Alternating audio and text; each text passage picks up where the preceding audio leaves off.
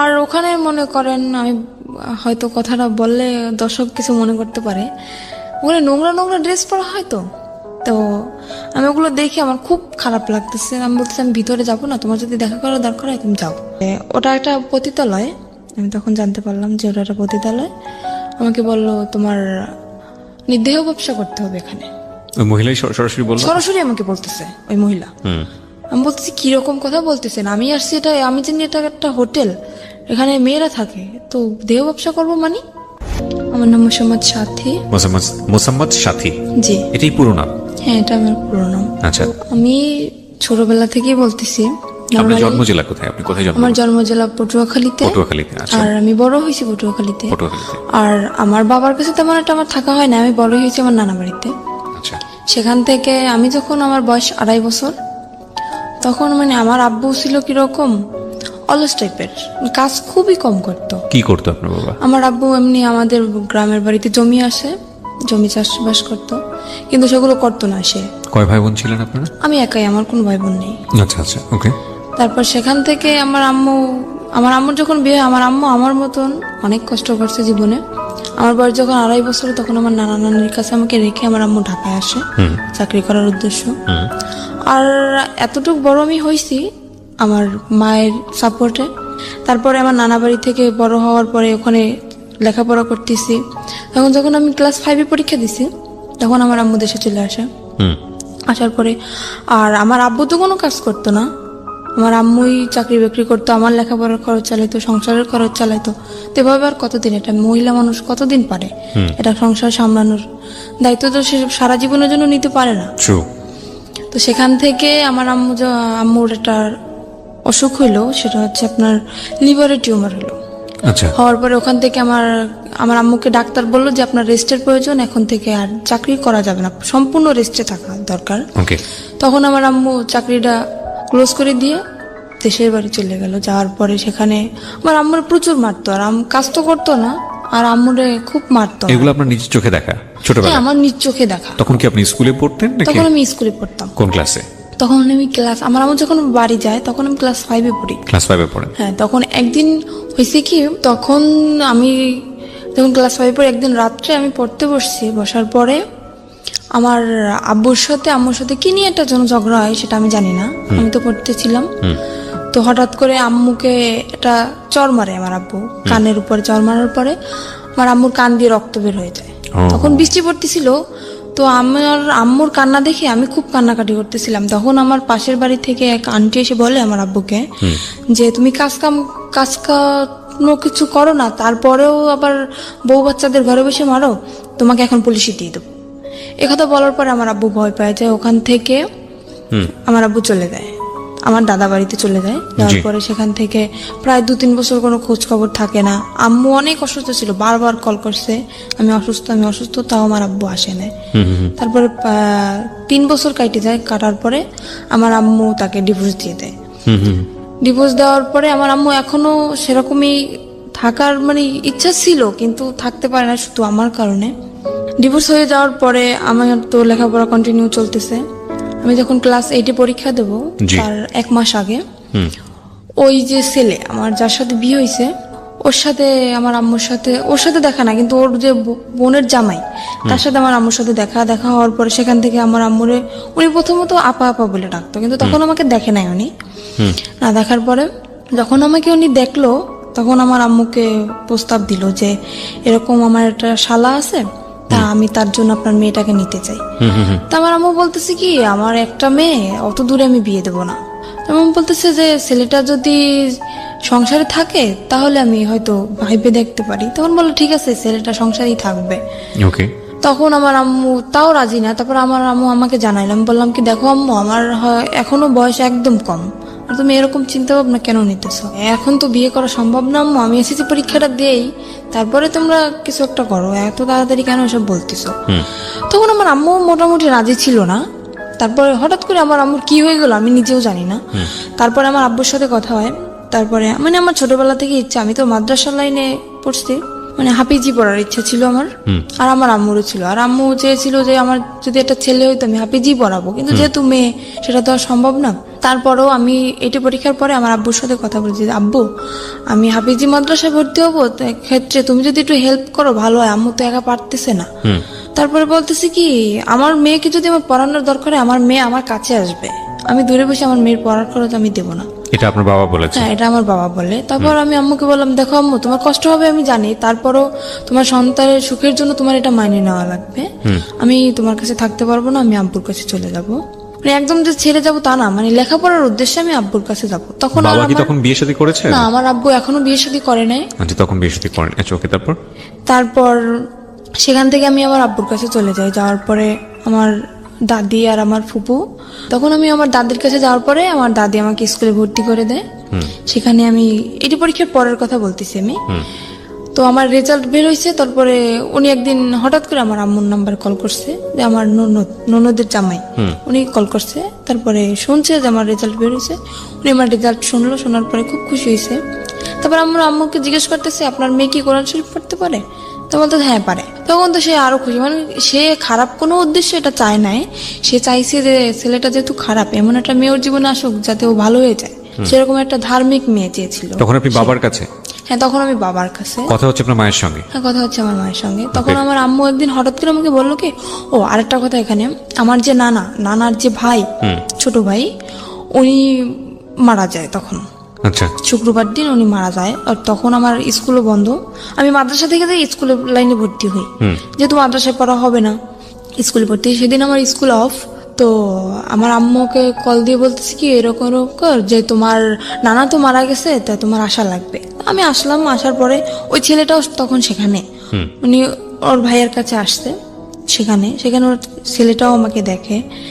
দেখার পরে ওদের মোটামুটি পছন্দ হয় কি না আমি জানি না, আমার মার সাথে কন্টিনিউ ওদের কথা হয় প্রত্যেক দিন, আমি তো সেটা জানি না। তারপরে সেখান থেকে আম্মুর সাথে কথা দীর্ঘদিন যাবত চলে, প্রায় 2 মাসের মতো কথা চলে। জি। হঠাৎ করে আম্মু আমাকে বলে কি, বৃহস্পতিবার দিন, শুক্রবার তো স্কুল বন্ধ, আম্মু বলতেছে কি, আম্মু তুমি আসো, কালকে বিকেল আবার চলে যাও, পাশাপাশি 1 ঘন্টা লাগে যাইতে আমার বাবা বাড়ি থেকে নানা বাড়ি। আমি বলতেছি আচ্ছা ঠিক আছে, আমি আসতেছি। সেখান থেকে আমি কি আসলাম, আসার পরে ওই ছেলেটা রাত্রবেলা আমাদের মানে ওর 2টো ফ্রেন্ড নিয়ে আমাকে দেখতে আসলো, রাত্র প্রায় 8টার দিকে এসে দেখে গেল, খাওয়া দাওয়া করলো। তারপরে আমি আম্মুকে জিজ্ঞেস করতেছি, আম্মু এটা কে? বলতেছে তোমার জন্য সম্বন্ধ ঠিক করছে, সে ছেলে তোমাকে দেখতে আসছে।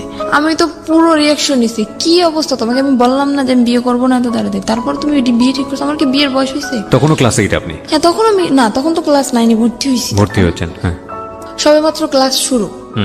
আমরা যেটা জানি যে জানুয়ারি মাস থেকে প্রায় মার্চ মাস পর্যন্ত সেরকম একটা ক্লাস কিন্তু হয় না। তারপরে সেজন্য আমি ছুটি কাটাতে আসছিলাম। তা আম্মুকে আমি বলার পরে আম্মু বলতেছে কি, আচ্ছা ঠিক আছে, তুমি যদি রাজি না হও তোমাকে আমি জোর করবো না। ঠিক আছে, আমি চলে গেলাম আব্বুর কাছে, আবার লেখাপড়া শুরু করলাম। তারপরে হঠাৎ করে আমার নানি বলতেছে কি যে, আমি তো অসুস্থ, আমার মনের একটা আশা তুই পূর্ণ করবি। আমি বলতেছি বলো। যেহেতু সে আমাকে মানুষ করছে, তার কোনো কথা তো আমি ফেলতে পারি না। বলতেছি যে বলো। তা বলতেছে যে আমি যদি মারা যাই, আমার শখ যে তোকে আমি ছোটবেলা থেকে মানুষ করছি, আমার শখ যে তোর বিয়ে দেখে আমি যাবো, যদি মারাও যায় তোর বিয়েটা দেখে তারপরে আমি মারা যাবো। আমি বলতেছি কি, নানি দেখো, আমার যে বড় বোন, আমার যে আমি এখন যে বোনের কাছে থাকি, ওর এখনো বিয়ে হয় নাই। তারপরে আমার যে বড় ভাইরা, ওরাও এখনো বিয়ে করে নাই। আমার ফ্যামিলির ভিতর থেকে বলতেছি কারোর বিয়ে না, তুমি হঠাৎ করে আমার বিয়েটা কেন তোমার দেখতে ইচ্ছা হলো? তা বলতেছে আমি বুড়ো মানুষ, আমি এটা বলতেছি আমার মনের ইচ্ছাটা তুই পূরণ করবি না? আমি তো একদমই রাজি না, কারণ আমার ইচ্ছে ভাবনা ছিল অন্যরকম, যে আমি আমার আম্মু যত কষ্ট করেই হোক, যদি আমার এসএসসি পরীক্ষাটা দেওয়া হয়ে যায়, তারপরে আমি যে কোনো একটা ছোটখাটো জব করব, নিজের পড়ার খরচ যাতে নিজে চালাইতে পারি, সেরকম একটা ইচ্ছা ছিল আমার। তো সেখান থেকে নানি তো আমাকে খুব জোরাজোরি করতেছে। এবার আমি বললাম কি, আমার পক্ষে বিয়ে করা সম্ভব না। আমি রাগ করে চলে যাচ্ছি আমার বাবার বাড়ি। সেখান থেকে আমার রাস্তা থেকে আমার জোর করে নিয়ে আসা হয়, তারপরের দিন আমার বিয়ে। আমি জানি না সেখান থেকে। এখানে আপনার বাবার কোনো ভূমিকা ছিল না? না, এখানে আমার বাবার কোনো ভূমিকা ছিল না, আর আমার বাবাকে জানানোও হয়নি। জোর করে নিয়ে আসার পরে তারপরের দিন ছেলেটা, আমার ফোনে ছেলেটার সাথে কথা হয়। আমি ছেলেটাকে অনেকভাবে বুঝালাম, আমি বললাম দেখেন আমি একটা খারাপ মেয়ে, আমার একটা ছেলের সাথে, মানে যাতে ও রাজি না হয়, সম্পর্কটা যাতে ভেঙে যায়, ছেলেটার সাথে আমি সরাসরি ফোনে কথা বলি, তো তারপরেও বলতেছে তুমি যাও, যাই হও না কেন আমি তোমাকে মেনে নেবো। বলতেছে আমার একটা ছেলের সাথে সম্পর্ক আছে। তো বলতেছে ছেলের সাথে সম্পর্ক আছে, দেখো আজকালকার ছেলেরাও আশা দেয় ঠিকই কিন্তু বিয়ে করে না, তুমি আমারকে নিয়ে তুমি অসুখী হবো না, তুমি এই চান্সটা মিস করো না।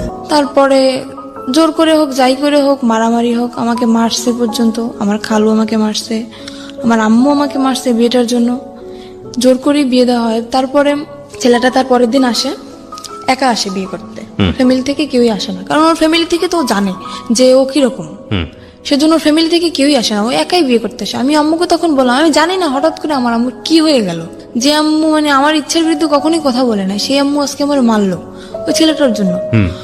তারপরে আমি বিয়েটা হওয়ার পরে বিয়ের 15 দিন হয়ে যায়, আমি তো মোটে মানে ওর কাছেই যাচ্ছি না, ওকে চোখে দেখতে পারতেছি না, ওর সাথে কথায় কথায় আমি ঝগড়া বাঁধাই দিচ্ছি। আমি তো রাজি না, যেহেতু আমার ওকে পছন্দ না, এমনি দেখতে সুন্দর ছিল ও। তারপরে সেখান থেকে বিয়ে হওয়ার পরে প্রায় মাসখানিক হয়ে যায়, তারপরে চিন্তা ভাবনা করলাম যাক যা হওয়ার হয়ে গেছে। আর ও আমাকে বলছিল তুমি যেহেতু লেখাপড়া করতে চাও তোমাকে বিয়ে পরে লেখাপড়া তো একজন ছেলের সঙ্গে বিয়েটা হলো কিভাবে বাসায়? একজন ছেলের সাথে দিয়ে দিল আমার ফ্যামিলি। মানে কাজী এসেছিল? হ্যাঁ, কাজী ওখানে আমাদের সে কোর্টে বিয়ে হয় নাই, বিয়েটা হয়েছিল আপনার মসজিদে বসে। আচ্ছা, কোর্টে বিয়ে হয় না, আমার যেহেতু গ্রাম অঞ্চল। হ্যাঁ। মসজিদে কে কে ছিল আপনার বিয়ের সময়? আমার বিয়ের সময় আমার নানা ছিল, তারপরে আমার একটা খালু ছিল, আর কে কি ছিল আমি জানি না, এই দুজন ছিল সেটা আমি জানি। তার মানে আপনার কাবিন টাবিন কিচ্ছু করা হয়নি? না, কাবিন হয়েছে আমার। ও ছেলের পক্ষে সাক্ষী কে ছিল? ছেলের পক্ষে সাক্ষী কেউ ছিল না, এমনি হয়তো মানে আমার নানার দিক থেকে হয়তো কেউ ছিল। প্রথম কথা হচ্ছে আপনার বয়সই তো হয়নি তখন। আমার তো বয়সই হয়নি, 14 তখন তো বছর কোর্টে বয়স। যাওয়া সম্ভব না। রাইট, 14-15 বছর বয়স আপনার, তখন তো কোর্টে যাওয়া সম্ভব না। কিন্তু আমার ওখান থেকে ওই ছেলেটা একটা চালাকি করছিল কি, কাবিন আপনার বয়স বাড়িয়ে দিয়েছিল? হ্যাঁ, আমার বয়স বাড়িয়ে দিয়েছিল কি, আমার একটা ফলস একটা জন্ম নিবন্ধনের কার্ড তৈরি করে, সেটা আমার আম্মুর সাথে একসাথেই মিশে আমাদের পোস্ট অফিস থেকেই করা হয়। সেখানে মানে আমি যখন পড়ালেখা করতেছি তখন হয়তো এক ফাঁকে এসে আমার আম্মুর সাথে করে গেছে, সেটা আমি জানি না। তো সেটা এখন আমার কাছে আছে, সেটা এখন আমার বর্তমান বয়স 21 বছর দেওয়া। আচ্ছা, ওকে। তারপর সেখান থেকে তো বয়স বাড়ানো হয়, কাবিনও করা হয়। কাবিন করার পর তারপরে 1 মাস পরে চিন্তা করলাম যাক যা হওয়ার হয়ে গেছে, খামাখা ও ছেলেটা তো আর কোনো অপরাধ করে না, যেহেতু বিয়ে হয়ে গেছে আমি মেনে নিলাম। নেওয়ার পরে আমি বিয়ের 1 মাস পর ওকে বললাম কি দেখো আমার ইচ্ছা না যে আমি বাবার বাড়ি থাকবো, তোমার যদি মনে করো শুধু থাকার মতো একটা ঘর থাকে আমার তাতেই চলবে, কিন্তু আমি বাবার বাড়ি থাকতে চাই না, তুমি আমাকে তোমার নিজের বাড়ি নিয়ে চলো।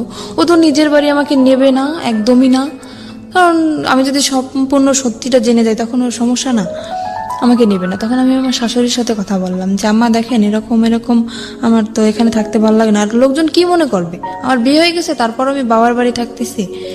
তো বলতেছে আচ্ছা ঠিক আছে তুমি আসো। সেখান থেকে আমার আম্মু কি করলো, ওর কাছে টাকা নেই, ও তো কাজ করে না, বিয়ের 1 মাস হয়ে গেছে, 1 মাস যাবত আমাদের বাড়িতে কাজ কাম তো কিছু করে না। আমার আম্মু করতেও বলে না, যেহেতু নতুন জামাই তাকে তো আর কাজ করতে বলা যায় না।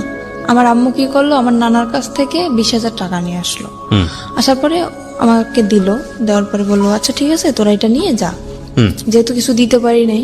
বিয়ের 1 মাস পরে চলে গেলাম শ্বশুর বাড়ি, যাওয়ার পরে কিসি বাড়ি আমি যাওয়ার পরে আমি তখনই আমার মনে একটু সন্দেহ হয়েছে, আমাকে একদমই বাইরে বেরোতে দিত না। শ্বশুর বাড়িতে কি আপনি কি পেলেন, মানে শ্বশুর শাশুড়ি কাউকে পেলেন? না, আমার শ্বশুর নেই, আমার শ্বশুর মারা গেছে আজকে 26 বছর। আচ্ছা, তো শাশুড়িকে পেলেন তো নিশ্চয়ই? হ্যাঁ, শাশুড়ি আছে আর আমার একটা ননদ আছে। তারপর ননদটা বিয়ে দেওয়া, তো আমার শাশুড়ি একাই থাকে বাড়িতে। সেখানে যাওয়ার পরে আমাকে একদম বাইরে বেরোতে দিচ্ছে না, আর আমি যে গোসল করব সে গোসলের পানিটা পর্যন্ত আমার ঘরে আইনে দিচ্ছে আমার শাশুড়ি। আমি তো মহা খুশি যে এরকম একটা শাশুড়ি পাইছি আমি, যে আমার গোসলের পানিটা পর্যন্ত আমার ঘরে এনে দিতেছে, আমার বাইরে যাইতে দেয় না। দেখ আমি ভাবছি হয়তো আমি 5 ওয়াক্ত নামাজ পড়ি, হয়তো সেই কারণে আমার শাশুড়ি চায় না যে পরপুরুষ আমাকে দেখো, এর জন্য পানিটা এনে দেয়, কিন্তু তাদের মনের ভিতর তো অন্য কিছু। Something beyond entertainment. Welcome. সেটা আমরা সামনের দিকে যাই। তারপরে সেখান থেকে 3 মাস পার হয়ে যায়, যাওয়ার পর আমার একটা চাচা শ্বশুর ছিল, সে সবার ছোট ছিল, সে আমাকে খুব আদর করতো। মানে নিজের বাবার কাছ থেকে আমি যতটুকু আদর না পাইছি তার কাছ থেকে ততটুকু আদর মনে হয় আমি পাইছি। কিন্তু বিয়ের 6 মাস পরে উনি মারা যায়, আমার সেই চাচা শ্বশুর মারা যাওয়ার পরে সেখান থেকেই আমার সংসারে আগুন লেগে গেল। কারণ আমার ওই চাচারে খুব ভয় পাইতো আমার হাজবেন্ড, যার কারণে মানে কোনো কিছু করতে গেলে ভাবতো, অন্তত 50 বার ভাবতো। তো উনি মারা যাওয়ার পরে, উনি যেদিন মারা গেছে সেদিন রাত্রেও আমি তো জানি না, আমাকে বলতেছে কি, দেখো আমার বাড়ির যত দায়িত্ব আমার চাচার উপরে ছিল, যেহেতু সে মারা গেছে এখন কিন্তু সব দায়িত্বটা আমার। তো আমার যদি রাত্রে ফিরতে দাঁড়িয়ে তুমি কখনো আমাকে জিজ্ঞেস করবে না যে তুমি কোথায় গেছিলা। এটা মানে আপনার হাজবেন্ড আপনাকে বলেছিল? আমাকে বলে। আর আমি এতটুকু বিশ্বাস ওকে আমি করতাম, আমি যদি চোখের সামনে দেখতাম যে ওটা কিছু করতেছে, তারপরেও যদি বলতো যে না আমি এটা করি নাই, তাও আমি বিশ্বাস করে নিতাম। আমি এতটা বিশ্বাস ওকে আমি করতাম। সেখান থেকে ও যেদিন ওর চাচা মারা যায়, ওদিন ও সারা রাত্র বাড়ি ফিরলো না। ও তখন জোর আসলে, এটা আমি তো জানি না।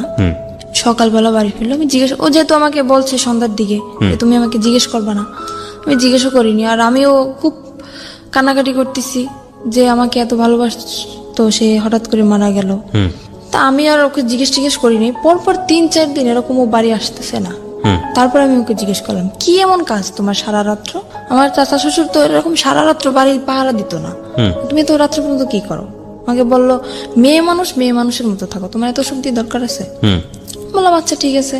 সে কাজ করতেছে না কিছু না, সারা রাত্র ওরকম জুয়ো খেলে দিনের বেলা এসে ঘুমাইতেছে। এভাবে কি সংসার চলে? আমি বললাম কি, দেখো এখন হয়তো আমি একা আছি, ভবিষ্যতে আমাদের একটা বেবি আসবে, তখন তার তো ভবিষ্যৎ আছে। তোমার জীবন নিয়ে তুমি না ভাবতে পারো, কিন্তু আমার তো লাইফে অনেক কিছু করার বাকি। তুমি আগে বলছো যে লেখাপড়া করাবা, সেটাও করালে না। তারপরে এখন যতক্ষণ আমাদের একটা বাচ্চা কাচ্চা হবে, তাকেও কি আমি এরকম মূর্খ বানাবো? তাকে কি লেখাপড়া করা লাগবে না? তাকে মানুষ করা লাগবে না? বলতেছে অবশ্যই। সে সেদিন কি করলো, 4টা টাচফোন নিয়ে আসছে। আর ও যদি খেলাধুলো করতো, মানে খুব এক্সপার্ট ছিল খেলাধুলায়, 4টা টাচফোন নিতে আমি জিজ্ঞেস করলাম কি ব্যাপার, তুমি 4টা টাচফোন কোথায় পেয়েছো? তো বলতেছে যে আমার একটা বন্ধু টাকা নেই, আমার কাছে বন্ধক রাখছে। আমি বলছি, তোমার নিজের কাছে টাকা নেই, তুমি আর একজনের তো বন্ধক রাখছো, আমি বুঝতে পারতেছি না। ও হঠাৎ করে অনেক বাজার নিয়ে আসলো বাসায়। আমি তো অবাক হয়ে গেছি, কি ব্যাপার, কোথায় পেলো এত টাকা? সেখান থেকে আমার মনে একটু সন্দেহ আসলো। তারপরে ওর একটা বন্ধু আছে, ওর কাছে ও ঘুমাই গেছে, ওর ফোন দিয়ে আমি ওর কাছে কল করলাম যে আচ্ছা ও এত রাত্র পর্যন্ত কি করে, আপনি তো সবসময় ওর সাথে থাকেন, সত্যি কথা বলেন তো আমাকে। তো বললো কি, ভাবি আমি আপনাকে একটা কথা বলি, যে জীবনে স্বামীকে এত বিশ্বাস করবেন না। বলতেছি কেন? তো বলতেছে ও সারা রাত্র কি করে আপনি জানেন? আমি বলতেছি না আমি তো জানি। কে বলছে আপনাকে এটা? ওটা ওর বন্ধু বলতেছে আমাকে। আচ্ছা, ওর বন্ধুকে আপনি আগে থেকেই চিনতেন? হ্যাঁ, ওর বন্ধু অনেকবার আসছে আমাদের বাড়িতে। ওকে, সো বন্ধুই আপনাকে কথাগুলো বলছে? হ্যাঁ, বন্ধু আমাকে কথাগুলো বলতেছে যে ভাবি আমি যে কথাগুলো আপনাকে বলতেছি এটা ওকে বলবেন না, তাহলে কিন্তু ও আমার সাথে ঝগড়া লাগাই দেবে। বললাম যে ঠিক আছে আমি বলবো না, আপনি বলেন। তো বলতেছে ও এরকম সারা রাত্র জুয়ো খেলে বেড়ায় আর মারামারি করে এর সাথে ওর সাথে। আমি তো আপনাকে বলি না, কারণ আপনি যেহেতু নতুন নতুন বিয়ে হয়েছে আপনাদের, বললে হয়তো সংসারে সমস্যা হইতে পারে, এর জন্য আমি বলি না। তারপরে একদিন রাত্র এরকম সারা রাত্র আমি কি অসুস্থ, আমার প্রচন্ড মাথা ব্যথা আর জ্বর। আমি ওকে বললাম কি আমাকে কিছু ওষুধ এনে দিয়ে যাও, আমার খুব ক্লান্ত লাগতেছে শরীরটা। ও যে গেল আর আসলো না। তো সেখান থেকে সারা রাত্র অসুস্থ। আর ও কি করতো, যখন বাইরে বের হইতো বাইরে থেকে রুম তালা মেরে রেখে যেত। আমি যখন প্রথম দিন জানার পরে আমি যখন ওর সাথে ঝগড়া লাগানোর পরে ও আমাকে আমার যে গায়ের ওড়না ছিল ওটা খুলে আমার হাত বাঁধে, আমার পাও বাঁধে, বাঁধার পরে আমার মুখটাও বাঁধে, বেঁধে বাইরে থেকে ঘরের দরজাটা বন্ধ করে দিয়ে যায়।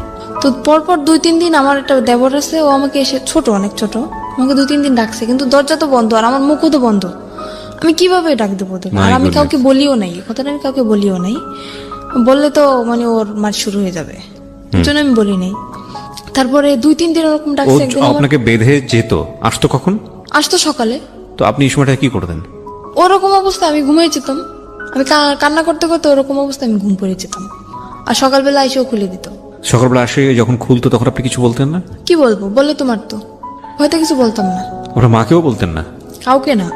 আর আমার এমনও কোনো দিন গেছে যে দীর্ঘ 1 সপ্তাহ আমি না খেয়ে থাকছি, তাও আমি আম্মুকে কখনো বলি নাই। আচ্ছা, আমরা একটু ধারাবাহিক ভাবে সামনে দিকে যাই। তারপরে কি হলো?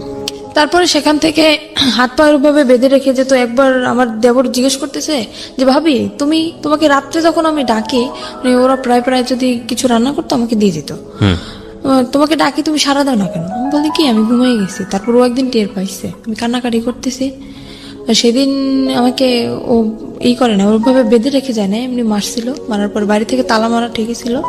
তারপরে আমার দেবরের কাছে একটা চাবি ছিল, ওর এই চাবিটা আবার আমাদের তালা খুলতো। তালাটা খোলার পরে ও আমাকে নিয়ে ওর আব্বুর কাছে যায়, তখন ওর আব্বু মারা যায় নাই।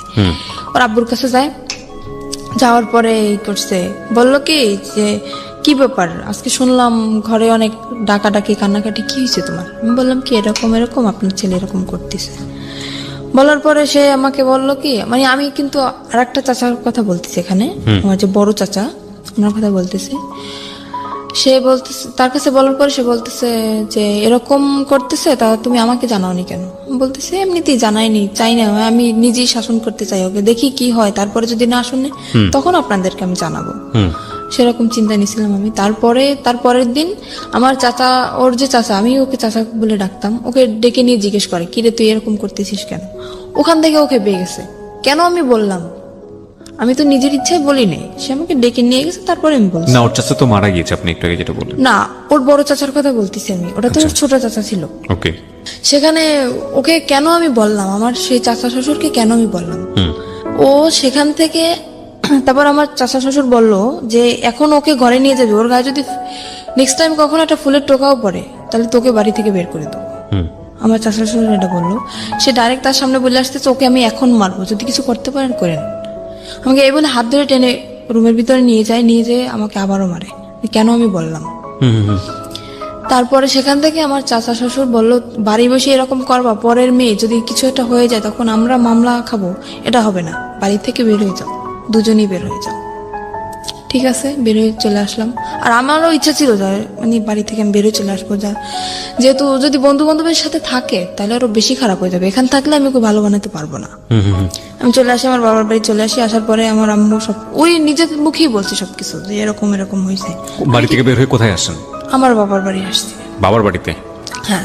সেখান থেকে যখন আমার আম্মু সবকিছু জানতে পারে এরকম এরকম, তখন আমার আম্মু বলতেছে এরকম একটা কাজ করলাম, আমার একটা মাত্র মেয়ে, আমি কি করলাম এটা?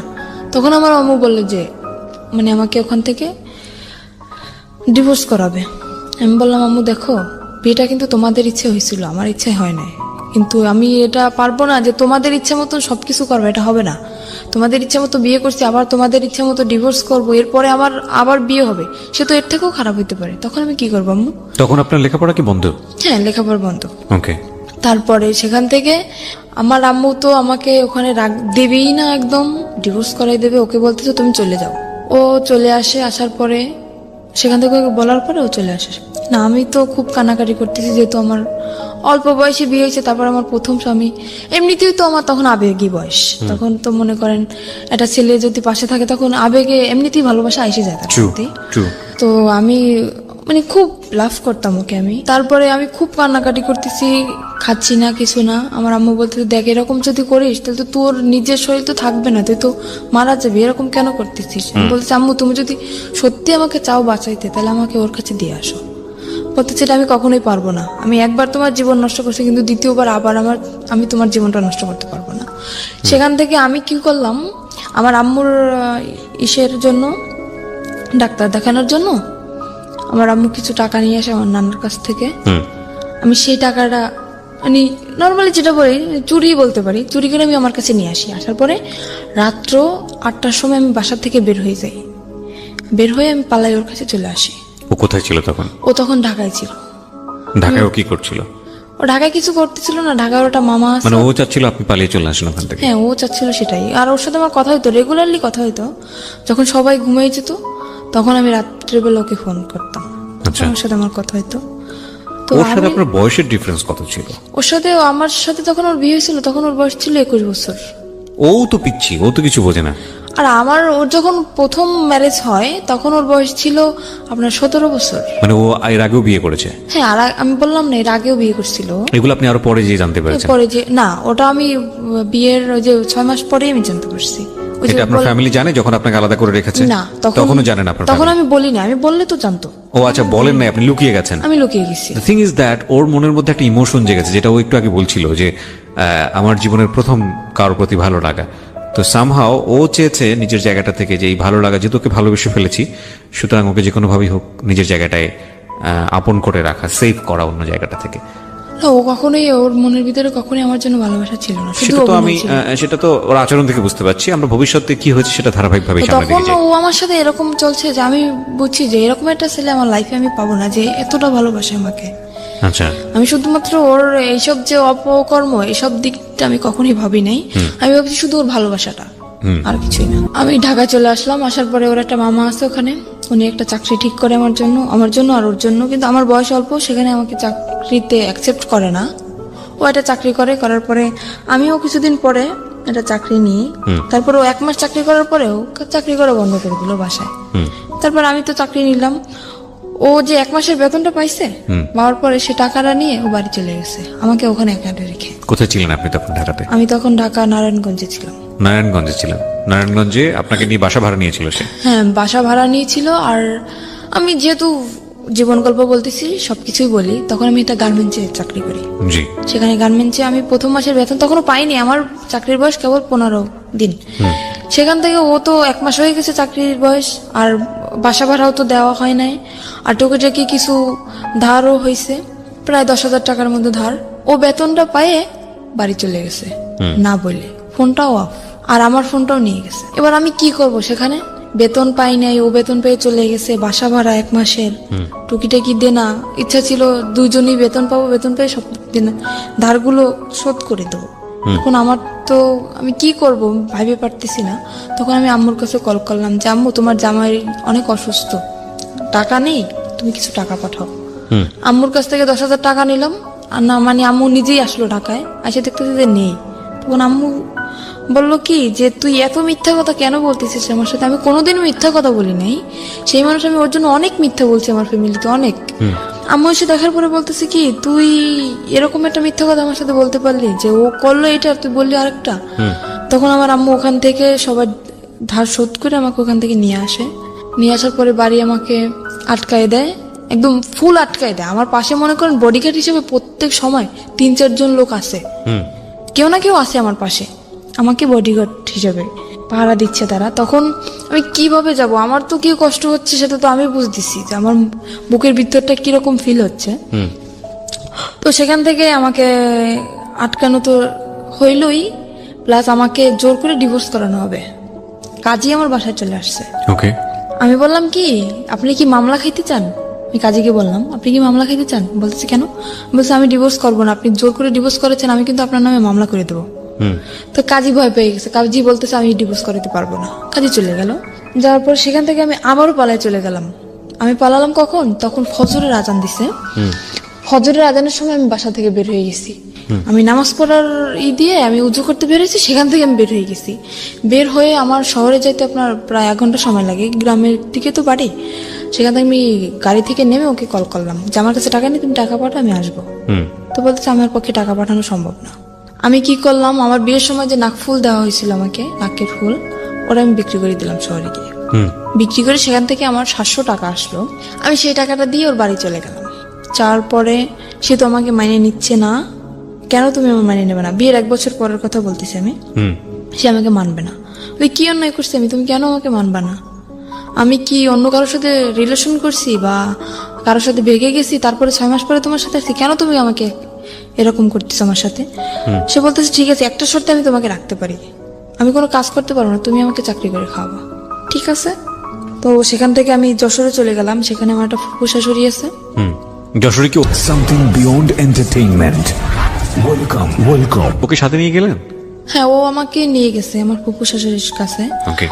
আর ওনার মেয়ের নিজস্ব পার্লারের আছে, বিজনেস আছে। সেখানে আমাকে 3 মাস ট্রেনিং করানোর পরে আমি মোটামুটি কাজ সবকিছুই শিখি। শেখার পরে ওখানে আমার চাকরিও হয়ে যায়। তখন আমার বেতন ছিল 16,000 টাকা। আর আমি বেতনের যত টাকা পাইতাম, বেতন পাওয়ার সাথে নিয়ে মানে ও আমার সাথে থাকতো না, কিন্তু যেদিন আমি বেতন পাইতাম ওদিন চলে আসতো, সব টাকা নিয়ে যেত। হাত খরচের টাকা রেখে সব টাকা নিয়ে যেত। নিয়ে ও বলতো কি যে আমার মানে আমাদের বাড়ি তো এমনি ও বলতেছে যে আমার 2তলা বিল্ডিং করার ইচ্ছা, তো এই টাকাটা নিয়ে আমি ব্যাংকে রাখতেছি। আসলে কোনো কিছুই করতো না, ও টাকাগুলো শুধু ফাও নষ্ট করতো। আর মেয়েদের সাথে মনে করেন আসার পরে ও ফোন অফ করে রাখ, ফোনের উপরে ফোন আসতেই থাকতো মেয়েদের ফোন। তারপরে সেখান থেকে টাকা নিয়ে গেল। 2-3 মাস এরকম চাকরি করার পরে এরকম টাকা নিয়েই যাচ্ছে। আমি বলতেছি কি আমি বাড়ি যাব, তুমি কোথায় টাকা রাখতেছো আমি এটা দেখবো। সে আমাকে বাড়ি নেবে না। তখন একটা মেয়ের সাথে ওর রিলেশন চলতেছে। সেই মেয়েটাই মানে জানতো যে ওর বউ আছে, তারপরে আমার বাড়ি কোথায় সবকিছুই জানতো, তারপরেও মেয়েটা ওর সাথে রিলেশন চলতেছে। আর সে মেয়েটারও আগে বিয়ে হয়েছিল, যেরকম ও ছিল সেরকম সে মেয়েটা ছিল, দুজনই একরকম। ওর সাথে রিলেশন ছিল, তারপরে রিলেশন চলতেছে সেটা আমি জানি না। তারপরে একদিন ওই মেয়েটাকে নিয়ে আমি তো অফিসে, আমার ফুপু শাশুড়ির বাসায়ও আসে।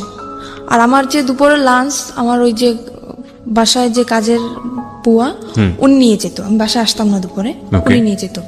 তো দুপুরের সময় ও যখন আসে আমাকে ওই কাজের বুয়া বলে কি যে আমি ওকে খালা বলে ডাকতাম, তো বলতেছে উনি আমাকে একদম মেয়ের মতোই দেখতো। তো বলতেছে আম্মু তোকে একটা কথা বলবো, তুই কাউকে বলবি না আর আমার নামটাও বলবি না। আমি বলতে আচ্ছা ঠিক আছে বলবো না। কি আমি বুঝতে পারিনি যে এই কথাটা বলবে। আমি ভাবছি হয়তো আমার ফুপু শাশুড়ি একটু মানে রাগী মানুষ, তো অনেক সময় মানে গালাগালি করে, আমি ভাবছি সেরকম কিছুটা বলবে। তো বলতেছে আচ্ছা আপনি বলেন, আমি কাউকে বলবো না। তো বলতেছে কি যে জামাই এটা মেয়েকে নিয়ে এরকম এরকম বাসায় আসছে, মেয়েটাকে তুই চিনিস? তো আমি ভাবছি হয়তো আমার ননদ হইতে পারে। আমি বলছি দেখতে কেমন?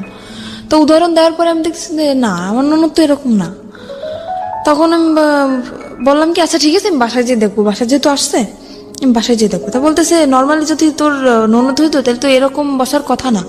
সে মেয়েটা ওর পাশে যে বসতেছে, ওর হাতে হাত রাখতেছে, হেসে হেসে কথা বলতেছে, একসাথে সেলফি তুলতেছে। আমি বলতেছি আচ্ছা আমি বাসায় যেয়ে দেখবো, তুমি বাসায় যাও। তারপরে আমি 5টার সময় ছুটি নিয়ে আমি ওখান থেকে যাই। তারপরে বাসায় যে ওদেরকে আমি পাই না, ওরা ওখান থেকে চলে যায়। চলে যাওয়ার পরে আমি সেদিন তো পাই না, তারপর আমি কান্না করতেছি। তখন আমার মনের ভিতর কিরকম একটা সন্দেহ জাগছে যে হঠাৎ করে আমার সাথে দেখা না করে চলে গেল, কোন মেয়েকে নিয়ে আসলো।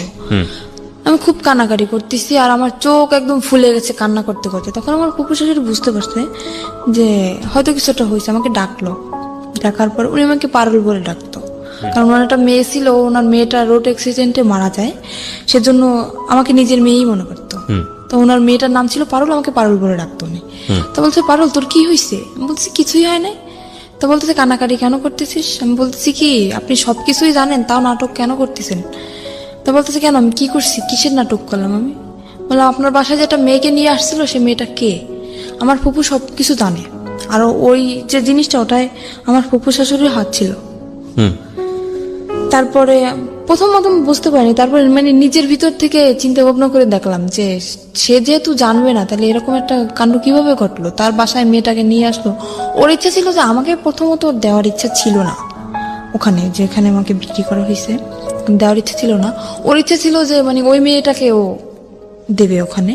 তো ওই মেয়েটা রাজি হয় না। মেয়েটা বললো কি ওকে একটা শর্ত দিল যে আমি যাইতে পারি ওই জায়গায়, তুমি যদি আমাকে বিয়ে করো তাহলে আমি যাবো। তারপরে সেখানে ওই মেয়েটাকে নকল রেজিস্ট্রি করে ও বিয়ে করে। এবার সেখান থেকে ওই মেয়েটাকে নকল রেজিস্ট্রি করে বিয়ে করে। বিয়ে করার পরে আমি যখন জানতে পারি ওর সাথে বিয়ে হয়ে গেছে, তখন আমি ওখান থেকে বাড়ি চলে যাই। বাড়ি চলে যাওয়ার পরে দেখতেছি ওরা দুজনই বাড়ি। জিজ্ঞেস করলাম কি ব্যাপারে, মেয়েটা কে? আমাকে সেখান থেকে বাড়ি একদম ঢুকতেই দিল না, মানে রুমের ভিতরে ঢুকতেই দিল না। মেয়েটা তো রুমের ভিতরে, ও তো জানে যে বউ আছে। বাড়ি মানে আপনার শ্বশুর বাড়ি? হ্যাঁ আমার শ্বশুর বাড়ি। ও তো কোনো অ্যাকশন নিচ্ছে না, কিন্তু আমি তো পুরো একদম মনে করেন একটা মেয়ের কখনোই চাইবে না যে তার স্বামীর লাইফে অন্যটা মেয়ে আসুক। আমি তো অনেক রাগারাগি করতেছি, চিল্লাপাল্লা করতেছি। ও সেখান থেকে আমাকে নিয়ে গেল একটা হোটেলে।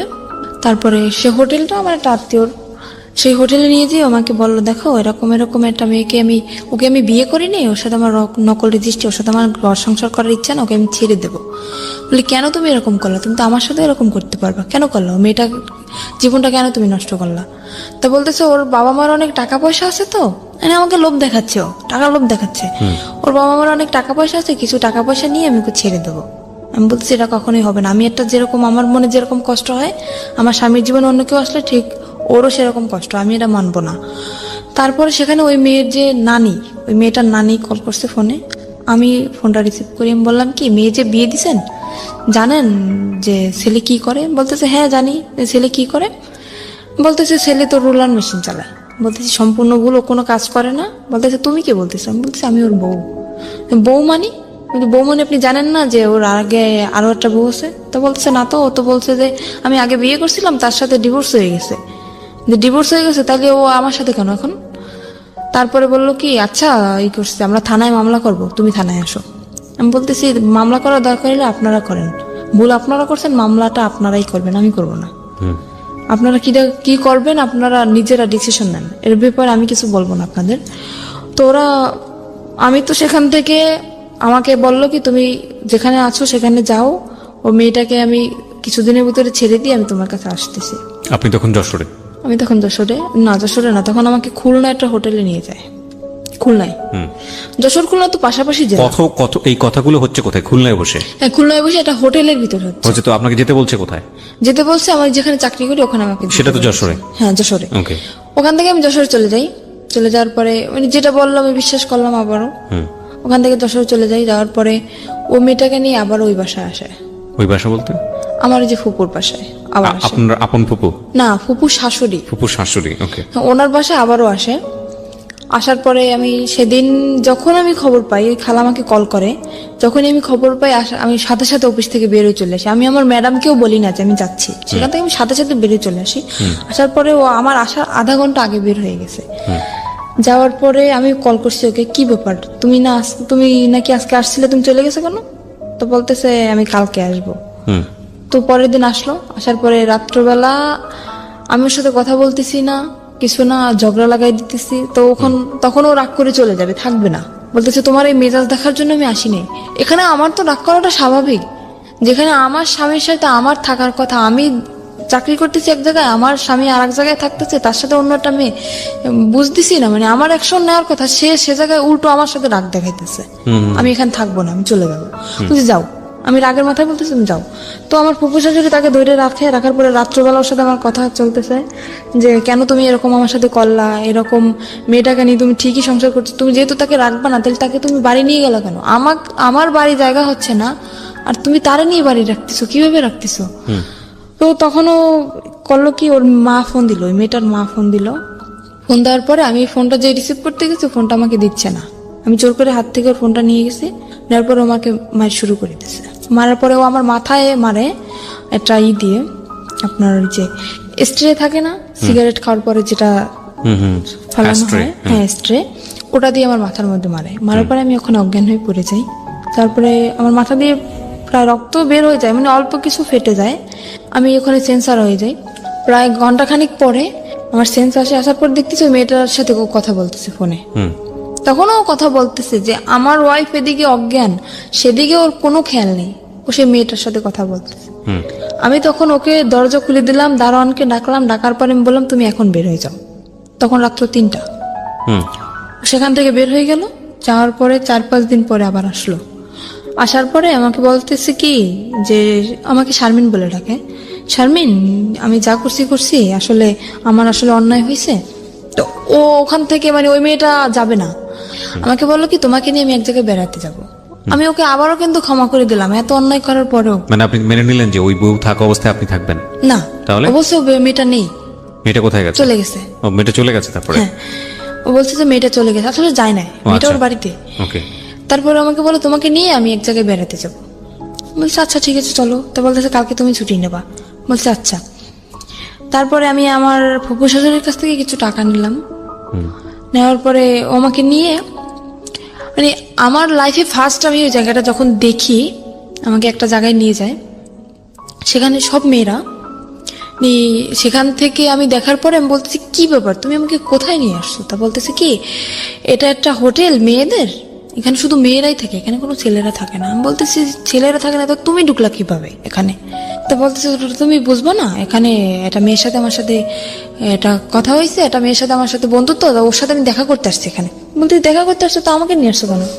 তা বলতেছে তুমি চলো তোমাকে দেখতে চাইছে। বলতে আচ্ছা ঠিক আছে চলো। আর ওখানে মনে করেন আমি হয়তো কথাটা বললে দর্শক কিছু মনে করতে পারে, ওখানে নোংরা ড্রেস পরা হয়তো। তো আমি ওগুলো দেখে আমার খুব খারাপ লাগতেছে। আমি বলতেছি আমি ভিতরে যাবো না, তোমার যদি দেখা করার দরকার হয় তুমি যাও, আমি এখানে নিচে দাঁড়াইতেছি, তুমি যে দেখা করে চলে আসো। তো বলতেছে না তোমার যাওয়াই লাগবে। আমাকে নিয়ে দোতলায় গেল, ওরা দোতলা সিস্টেম, দোতলায় গেল। যাওয়ার পর একটা রুমের ভিতরে ঢুকানো হলো। ও রুমটা ভিতর থেকে বন্ধ করে দিল। কে বন্ধ করলো? আমার হাজবেন্ড ভিতর থেকে বন্ধ করে দিল, আমার সাথেই ও ভিতর থেকে বন্ধ করে দিল। সেখানে ও কিছুক্ষণ কথাবার্তা আমার সাথে বলার পরে বলতেছে তুমি এখানে বসো, ও তো আবার সিগারেট খায়। তো বলতেছে তুমি এখানে বসো, আমি একটু সিগারেট খেয়ে আসি, নিচের থেকে নিয়ে আসি, এটা বলতে চলে গেল। ঘন্টার পর আমার ফোনটা নিয়ে গেছে, যাতে আমি কারোর সাথে যোগাযোগ করতে না পারি। হুম ঘন্টার পর ঘন্টা কাটে গেল, তার কোনো খবর নাই, কি ব্যাপার। তারপর আমি ওখানে একটা খাট ছিল, শুধু খাটই ছিল, রুমের ভিতর শুধু খাট, আর কিছু ছিল না তখন। তারপর আমি ওখানে ঘুমিয়ে যাই। ঘুমানোর পরে তখন আমি রাত্রে খাইও না, আর রাত্রে আমার রুমে কেউ আসেও না ওখানে। তারপর সকাল হয়ে যায়, সকাল হওয়ার পর আমি বুঝতে পারিনি যে সকাল হয়েছে। আমি ঘুমাই যাওয়ার পরে এবার সকালবেলা একটা মেয়ে আসলো, আমার জন্য নাস্তা নিয়ে আসছে। আমি বলতেছি কি, আচ্ছা আমার হাজবেন্ড কোথায় বলতে পারেন? বলতেছে আপনার হাজবেন্ড কে? আমি বলতেছি আমার হাজবেন্ড কে মানে আমার সাথে যে আসছে উনি আমার হাজবেন্ড। তো বলতেছে তা তো জানি না, আপনি ম্যাডামের কাছে জিজ্ঞেস করে নেন। তারপরে আমি সকালে নাস্তা করলাম। আমি বলতেছি কি ব্যাপার কিন্তু আমাকে আপনার হাজবেন্ডের কাছে ফোন ছিল না? হ্যাঁ ওর কাছে তো ফোন ছিল। আপনার কাছে ফোন ছিল না? আমার ফোনটা তো নিয়ে গেল। নিয়ে গেছে? বললাম না যে আমার ফোনটা নিয়ে গেছে যাতে আমি কারোর সাথে যোগাযোগ করতে না পারি।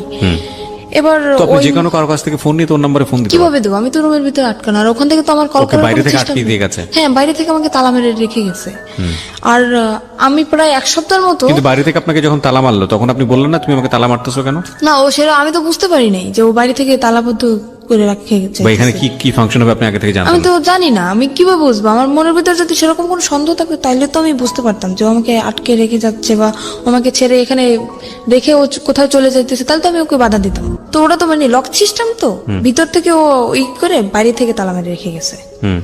ওই লক করে দিয়ে তারপরে উপরে চিকল লাগে, তারপর তালা মারছে। কিন্তু আগে যে লক করে তালা মারছে সেটা আমি জানি না, তো বাইরে থেকেও তালা মারা। তো আমি নাস্তা করার পরে তার 2-3 ঘন্টা পরে একটা মহিলা আসলো, এসে আমাকে বলতেছে, আমার নাম জিজ্ঞেস করলো। তারপরে আমি বলতেছি কি, আমি তাকেও জিজ্ঞেস করতেছি, আমি তো পাগল হয়ে গেছি পুরো, কি ব্যাপার, কোথায় গেল? বলতেছে আচ্ছা আমার হাজবেন্ড কোথায়? তা বলতেছে হাজবেন্ডকে কি বাঁচাইতে চাও? আমি বলতেছি কেন? তো বলতেছে তোমার হাজবেন্ড আমার কাছে আছে। যে আপনার কাছে আছে তো ভালো কথা। তো বলতেছে আমাকে বললো যে ওটা একটা পতিতালয়। আমি তখন জানতে পারলাম যে ওটা একটা পতিতালয়। আমাকে বললো তোমার দেহ ব্যবসা করতে হবে এখানে। ওই মহিলাই সরাসরি বললো? সরাসরি আমাকে বলতেছে ওই মহিলা। আমি বলতেছি কিরকম কথা বলতেছেন? আমি আসছি এটা, আমি জানি এটা একটা হোটেল, এখানে মেয়েরা থাকে, তো দেহ ব্যবসা করবো মানে? তা বলতেছে তোমার হাজবেন্ড আমার কাছে বন্দি আছে, যদি তোমার হাজবেন্ডকে বাঁচাইতে চাও তখন বাধ্যতামূলক তোমার এটা করতেই হবে। তারপরে উনি এটা ছুরি বের করলো না ব্যাগ থেকে আমার সামনে। ওটা আমার সামনে ধরার পরে বলতেছে যদি তুমি না রাজি হও তাহলে তোমাকেও মেরে ফেলা হবে, তোমার হাজবেন্ডকেও মেরে ফেলা হবে। কিন্তু আমার হাজবেন্ড তো ঠিক ঘুরে বেড়াচ্ছে, আমি তো ওখানে বন্দি। মানে ওকে যেরকম শিখিয়ে দিয়ে গেছে ওই মহিলাকে, আমাকে সেভাবেই বলতেছে। তো আমি ভয় পেয়ে যাই, আর আমি চিন্তা করি আমি মারা যাই কিন্তু আমার হাজবেন্ডের তো আমি খুব ভালোবাসি, আমি ওর মৃত্যুটা আমি মেনে নিতে পারবো না। তখন আমি বললাম কি আচ্ছা ঠিক আছে, আমি রাজি হই ওখানে ভয়তে। তো ওটা তো আপনার হয় লাইসেন্স প্রাপ্ত, লাইসেন্স না হলে ওটা হয় না। সেখানে আমাকে থানায় নিয়ে যাওয়া হয় ওখানে, আর আমাকে শিখিয়ে দিছে যে যদি কেউ বলে, জিজ্ঞেস করে তুমি কি ভয়ে ছুটে করতেছো সব, বা কেউ কি তোমার ভয় দেখাইছে বা কিসের জন্য করতেছো, যদি জিজ্ঞেস করে তো সম্পূর্ণ তুমি একটা কথাই বলবা যে আমাকে কেউ জোর করে না, আমার দারিদ্রিক সমস্যার কারণে আমি এসব করতে রাজি হয়েছি। এটা আপনাকে শিখে দেওয়া হয়? এটা আমাকে শিখিয়ে দেওয়া হয়। তো আমার মনের ভিতরে তো ভয়, যেহেতু আমি যদি একলা থাকতাম তাইলে হয়তো আমি স্যারের সাথে বলতে পারতাম যে স্যার না আমাকে ভয় দেখানো হচ্ছে, কিন্তু আমার হাজবেন্ড ওনাদের কাছে জিম্মায় আছে, ওনাদের কাছে বন্দি, সে ভয়তে আমি বলতেছি না। তো স্যার আমাকে জিজ্ঞেস করলো যে তোমার বয়স তো একদম কম, তো এই কম বয়সে কেন তুমি এসব করতে চাইছো? আমি বলতেছি আমার সমস্যা আছে ফ্যামিলিগত, আমার। মানে থানায় গেছেন আপনি? হ্যাঁ থানায় আমি তখন। ওকে। উনি আমাকে সবকিছু জিজ্ঞেস করলো, তারপর আমাকে একটা পেপারে সাইন করানো হয় যাতে আমি পরে কোনো ঝামেলা না করতে পারি। মানে আমি স্বইচ্ছায় এসব করতেছি, আমাকে একটা পেপারে সাইন করানো হয়, আর ওখানে আমার ছবি টবি সবকিছু তুলে রাখা হয়। ফাইন, এখানে একটা কথা আছে, সেটা হচ্ছে আপনার কাছ থেকে কোনো সার্টিফিকেট চাওয়া হয়েছিল, বয়সের কোনো সার্টিফিকেট? হ্যাঁ বলছিল যে তোমার বয়স কত, আমাকে শিখিয়ে দেওয়া হয়েছিল যে তুমি বলবে তোমার বয়সে বর্তমান বয়স 20 বছর। আমি বলছি 20 বছর বয়স। তো উনি তারা সেরকম একটা সার্টিফিকেট বলছিল, সার্টিফিকেট আছে? আমি বলতেছি যে হ্যাঁ সার্টিফিকেট তো আছে, সেটা তো বাসায়। তো উনি আমাকে কাছে দেখতে চায় না, বলে না যে তোমার সার্টিফিকেট আমাকে দেখাও, সেটা আমাকে বলে না। আমি মুখে বলছি যে আমার বয়স 20 বছর, ওই পর্যন্তই এনাফ। তারপরে সেখান থেকে আমাকে নিয়ে আসা হয়, নিয়ে আসার পরে তার পরের দিন, মানে কথাটা বলতে আমার কিছু একটা সংকোচ বোধ হচ্ছে। আপনি আপনার মতো করে বলেন, কোনো সমস্যা নাই। সেখান থেকে পরের দিন সকালে ঘুম থেকে ওঠার পরে ওয়াশরুম তো ভিতরেই, গোসল করি। গোসল করার পর একটা ছেলে আসে আমার রুমে। তখন আমাকে একটা মেয়ে বলে যায় খবরদার ছেলের সাথে যেন কোনো রকম খারাপ আচরণ না হয়। তো ছেলেটা খুবই ভদ্র, আমি সারা জীবনের জন্য দোয়া করব যাতে ওকে আল্লাহ মানে সাফল্য যেটা চাইছিল, ওর জীবনের সমস্ত কাহিনী আমাকে বলছিল। তো ও একটা মেয়ের সাথে এরকম রিলেশন করছিল। ছেলেটা আসার পরে কি হয়েছে? ছেলেটা আসার পরে আমাকে তখন ও রুম ভিতর থেকে বন্ধ করে দেয়। তখন আমি বুঝতে পারছি যে কেন আসছে, একটা ছেলে একটা মেয়ের রুমে কেন আসে। আমি বললাম কি, আমি ওর পা জড়িয়ে ধরলাম যে দেখেন ভাই, আপনি আমার ভাই, আমার তো ভাই নেই, আপনি আমার ভাই। এখানে আমি ইচ্ছাকৃত ভাবে আসিনি, এরকম আমার হাজবেন্ডকে আটকে রাখা হয়েছে। আর ওর ওখানে যে যা কিছু হয় ও সবকিছু জানে যে ওর ভিতরে আসলে কি হয়। আর আরো তো মেয়েরা আছে, তো সে তাদের কাছ থেকে হয়তো ও শুনছে যে কিরকম কি এখানে সিস্টেম। আমি সমস্ত কিছু বললাম যে এরকম আমার হাজবেন্ডে আটকে রাখছে, আমাকে এরকম ভয় দেখাইছে। ও বলতেছে কি, তোমার হাজবেন্ড এখন কোথায় সেটা তুমি জানো? আমি বলতেছি আমি জানি যে হাজবেন্ড ওদের কাছে এখনো বন্দি আছে। তা বলতেছি সেরকম কিছুই না, এখানে সিস্টেম হচ্ছে তোমার মেয়েদের এখানে নিয়ে এসে বিক্রি করে দেওয়া হয়। তখন আমার বিশ্বাসই হইতেছে না, এরকম আমার হাজবেন্ড করতে পারে না, এতটা খারাপও হইতে পারে না। ও তখন বলতেছে কি, আচ্ছা ওর কাছে ফোন ছিল, বলতেছে তোমার হাজবেন্ড যেহেতু বন্ধু তাহলে তো ওর ফোনটা অফ থাকার কথা, তাই না? আমি বলতেছি হ্যাঁ। তো বলতেছে তুমি আমার ফোনটা দিয়ে 1 মিনিট ওকে কল করো। তো আমি বললাম আমি কথা বললে তো আমি বুঝতে পারবো না, তো আপনি কথা বলেন। তো ফোনটা দেওয়ার পরে ওই মেয়েটা ধরছে ওর ফোনটা, মানে যাকে সে বিয়ে করেছে? যাকে সে বিয়ে করছে সেই মেয়েটা ধরছে। ধরার পরে বলতেছে কে, আপনি কে? বলতেছে আপনি কে মানে? আমি তো যার ফোন আমি তার ওয়াইফ। তখন আমি বুঝতে পারলাম যে ছেলেটা যা বলছে সম্পূর্ণ সত্যি। তখন আমি বুঝতে পারলাম। তো আমি বললাম কি যে ভাই দেখেন, আমি যদি আপনার বোন হতাম আপনি কি এটা মেনে নিতে পারতেন? তো বলতেছে না, কখনোই না। বলতেছে আপনার দুটো পায়ে ধরে, আপনি আমাকে কিছু করেন না। তখন ছেলেটা আমার করুণা দেখেও ছেলেটা নিজেই কেঁদে ফেলছে। ছেলেটা বলল কি, আচ্ছা ঠিক আছে আমি তোমাকে কিছু করতেছি না, কিন্তু এরপর নেক্সট টাইম যে আসবে সে তো তোমাকে ছেড়ে দেবে না, কারণ এখানে টাকার বিনিময়ে সব কাজ করা হয়, টাকা দিয়ে তো কেউ তোমাকে ছেড়ে দেবে না। প্রতিটি অপরাধ এবং ভুল দাঁড়িয়ে থাকে গোপন কিছু ঘটনার উপর। আমরা সেই গোপনকে আনতে চাই সবার সামনে। তো তুমি যদি চেষ্টা করো, আমার মনে হয় তুমি চেষ্টা করলে এখান থেকে বের হতে পারবা, ছেলেটা আমাকে বলে। বলতেছে যে করছে, আমি নেক্সট টাইম যদি আমি কখনো আসি তোমার জন্য আমি সাহায্য করার করব। ও বলতেছে যে আমি একটা মামলা করব, যে তোমার ফ্রেন্ড হিসাবে, আমি তোমার ক্লাস ফ্রেন্ড সেই হিসাবে আমি তোমার জন্য একটা মামলা শিট নিয়ে আসবে, ওখানে আমার সইটা শুধু থাকবে আর সম্পূর্ণ কিছু ওই লিখে নিয়ে আসবে যেটা লেখার। আমি বলতেছি সেটা তো হবে না, কারণ ওখানে আমার সই নেওয়া হয়েছে যাতে আমি কোনো কিছু না করতে পারি। হ্যাঁ, পুলিশ ফাঁড়িতে। তো বলতেছে তাহলে কি করবা, দেখো কি করতে পারো। ও তো চলে গেল। এবার আমি দরজাটা আমি নিজেই বন্ধ করে দিলাম।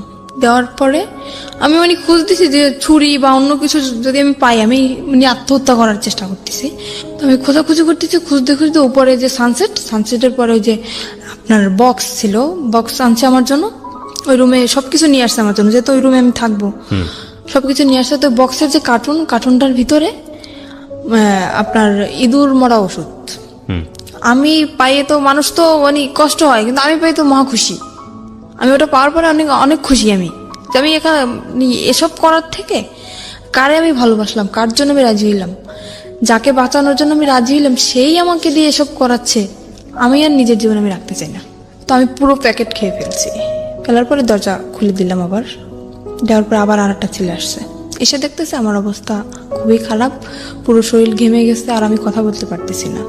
তো আমার যে ওখানে যে ওই যে মহিলাটা ওনাকে ডাক দিল, ডাক দেওয়ার পর উনি তো ভয় পেয়ে গেছে যে এখানে যেহেতু আমার থেকে সই নেওয়া হয়েছে, তখন তো ওরা বুঝে যাবে যে আমাকে ভয় দেখানো হয়েছে, আমার থেকে সই নেওয়া হয়েছে, যে আমি স্বেচ্ছায় সব করতেছি, তাহলে কেন আমি বিষ খেলাম, এখানে প্রশ্ন উঠবে না। তখন উনি আমাকে তাড়াতাড়ি হসপিটালে নিয়ে গেল। হসপিটালে নেওয়ার পর আমাকে ওয়াশ করানো হলো, তারপরে ওখানে হসপিটালে আমাকে ভর্তি করলো। করার পরে মোটামুটি থানায় খবরটা চলে গেছে, থানার স্যার আমার কাছে আসলো, এসে তখন আমি পুরো অজ্ঞান, তখন আমার জ্ঞান আসে নাই। তো স্যার তখন আমাকে কিছু জিজ্ঞেস করতে পারে না, চলে গেছে। যাওয়ার পরে 1 সপ্তাহ পরে ওই যে আমার হাজবেন্ড ও আসে, ওর কাছেও খবর চলে গেছে। ও আসে আমার তো অক্সিজেন লাগানো, তারপরে মুখে তো খাইতে পারি না, এনজি টিউবে খাই। তো আমার হাতটা ধরলো, সেরকম একটা কথাও বলতে পারি না। আমি ওকে দেখে কেঁদে ফেলছি আমি, যে কি আমি অ্যাকশন নিতেছি, কেন তুমি আসছো, আমার ডক্টর সবাই আমার সামনে, আমি ওখানে অ্যাকশন নিতেছি, তুমি কেন আসছো, তুমি এখান থেকে চলে যাও। আমি এক নজর ওকে দেখার পরে আমি চোখ বন্ধ করে ফেলছি, এতটা ঘৃণা আসছে আমার। আমি বললাম তুমি চলে যাও ওখান থেকে, আমি তোমাকে দেখতে চাই না। তো সেখান থেকে ও বললো কি আমি চলে যাবো ঠিকই, কিন্তু তোমাকে সাথে নিয়ে যাবো। আমি বললাম, কোথায় নিয়ে যাবো? আবার আমাকে কোথাও বিক্রি করার ইচ্ছা আছে তোমার? কোথায় নিয়ে যাবো আবার?